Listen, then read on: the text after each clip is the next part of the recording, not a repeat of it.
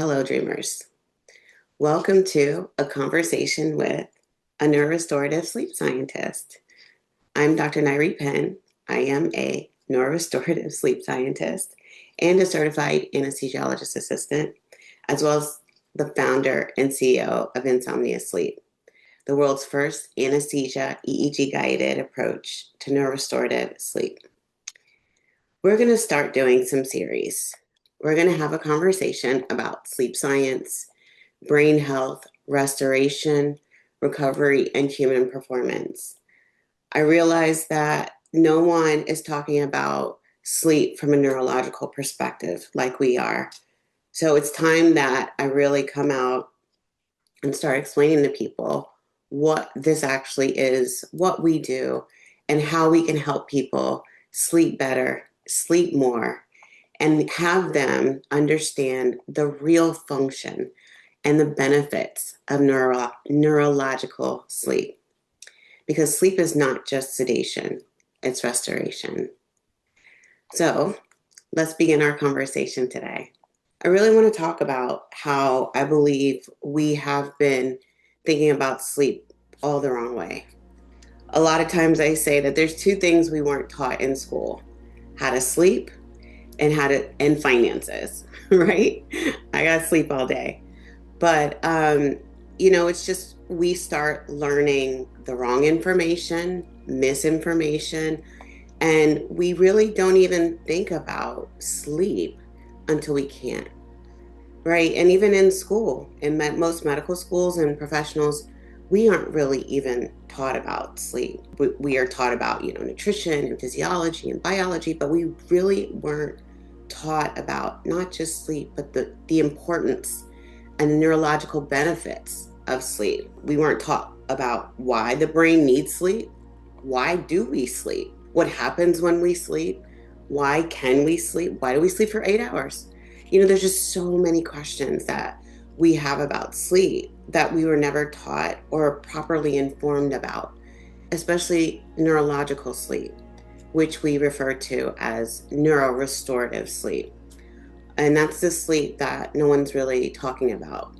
Even with sleep tests, you hear about, sleep tests and breathing and sleep apnea all the time.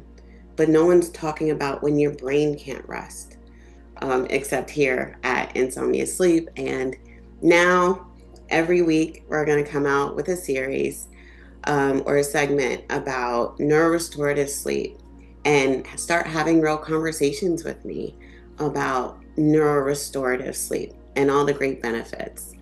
The information problem, let's talk about that. The information problem is that there's not any until, like I said, we can't.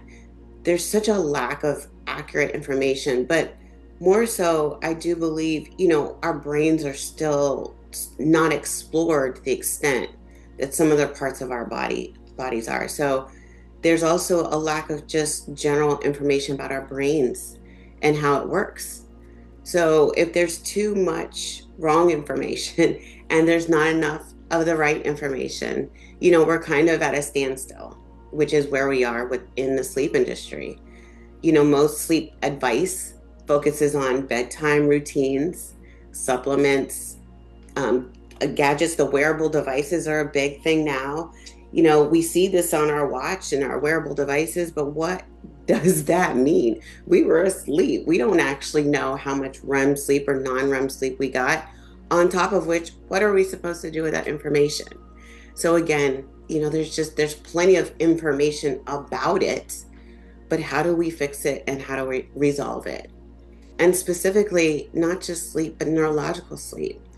We all know there's been moments in our life, especially for me, my dad, the lack of sleep from grief, really caught me off guard. So what do I do with that when my emotions are just all over the place? Or PTSD, these are all things that we see in our clinic. And because there hasn't been a solution for people until now.